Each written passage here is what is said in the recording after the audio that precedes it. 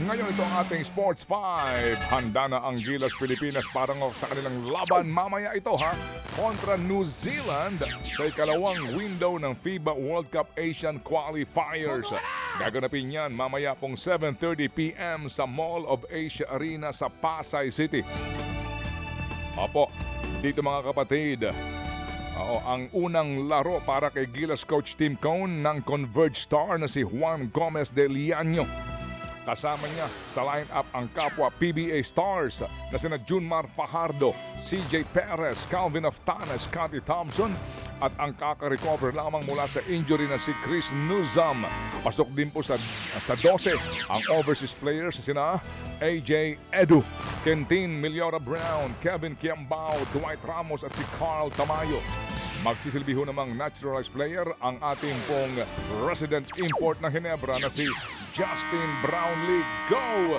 Gilas Pilipinas! Samantala, nakipag-partner naman ng Philippine National Volleyball Federation si superstar na si Eliza Valdez para po sa Alas Pilipinas Youth Camp. Pangungunahan ni na Valdez at veteranong coach na si Roger Gorayeb ang programa. Magdadaos po ng camp sa iba't ibang bahagi ng bansa ang Alas para makapagdala ng mataas na kalibre ng training sa mga malalayong lugar sa Maynila. Dati nang ginagawa ni The Phenom ang summer camp sa iba't ibang bahagi ng Metro Manila.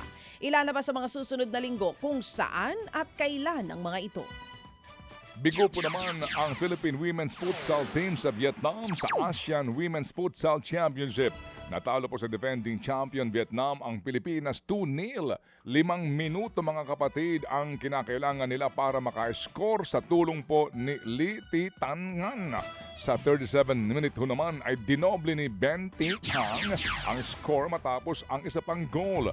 Bagamat naging agresibo ang Filipina 5, nanatili pong matibay ang depensa ng mga Vietnamese. Tatangkain pong bumawi ng Filipina 5 kontra Australia ngayon pong hapon sa huling laro ng preliminaries. Sa ilang pang Sports 5 News, baby girl! Eto na, sa balitang UAAP.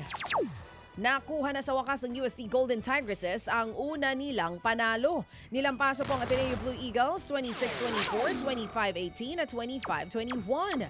Nagtalangan ng 21 puntos si Angge Poyos para pangunahan po ang Tigresses. Umakit sa 1 win and 2 losses ang record ng UST. Habang Ateneo naman, hinahanap pa rin ang unang panalo matapos nga po ang 3 laro. Ayun lang, maalat ang Ateneo. Samantala pa rin po naman, akin na baby girl. Yan, lapag mo dito. Ayan naman talaga. Thank you, ate. Napaka-sexy talaga ni Ate Badel. Super. Salamat na marami, Yan ang alagang kapatid. Naman. Ang Ayan. ganda, oh. Buffet pa more tayo. Badet de la Rosa. Oo. Buffet pa more Ay, tayo. hindi pala de la Rosa. Sorry, na-miss lang namin si Senator Bato. Sorry po, sorry. Hindi pala Samantala po Badet de naman, la Rosa. malinis pa rin po ang record ng De La Salle Lady Spikers.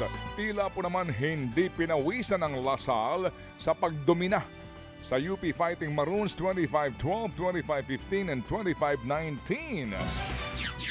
Ito ang ikatlong panalo po ng Lady Spikers ngayong pong season. Bumaksak naman sa 2 wins and 1 loss ang standing ng UP. At kahit na wala ang kapitanang si Shebana Laput, hindi na ubusan ng pwersa ang DLSU. Gumawa ng 12 puntos si Alas Pilipinas Spiker Angel Canino para pangunahan po ang koponan.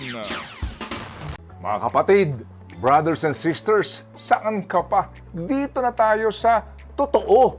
Dito na tayo sa True FM. Mga kapatid, mag-subscribe and follow po kayo sa social media accounts ng True Network PH. Yan po kami. Hanapin nyo lang True Network PH, Facebook, Instagram, YouTube, TikTok, and podcast.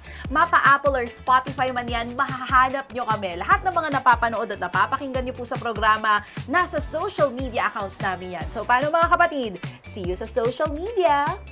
Dito tayo